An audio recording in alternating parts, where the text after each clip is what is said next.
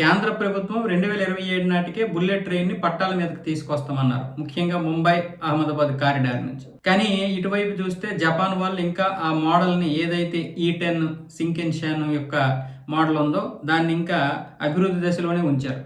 మరి ఇటువైపు చూస్తే సివిల్ వర్కులు తొందరగా అవుతున్నాయి తప్ప దాని తర్వాత సిగ్నల్ వ్యవస్థ, ఆ రైలుకి సంబంధించినటువంటి సెట్లు గాని, మిగతా టెక్నాలజీ గాని ఏదీ రాలేదు.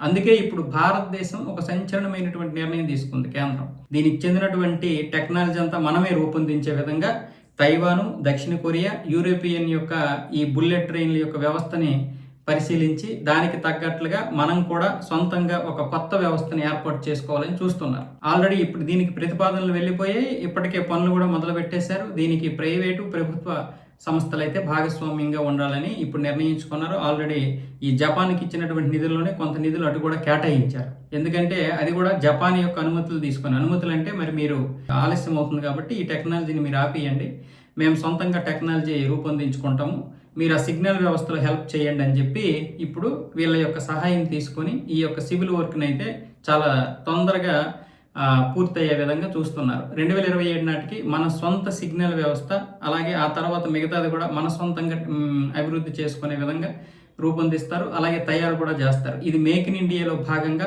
ఆత్మనిర్భర్ భారత్లో భాగంగా దీన్ని రెడీ చేస్తున్నారు. అంటే ఇక అంతా మన టెక్నాలజీ, వాళ్ళ మీద వీళ్ళ మీద ఎందుకు డిపెండ్ అవ్వాలి. అలాగని జపాన్ వాళ్ళు చేసిన తర్వాత అయినా మన టెక్నాలజీతోటే పూర్తిగా మిగతావి కూడా పూర్తి చేయాలనుకున్నారు.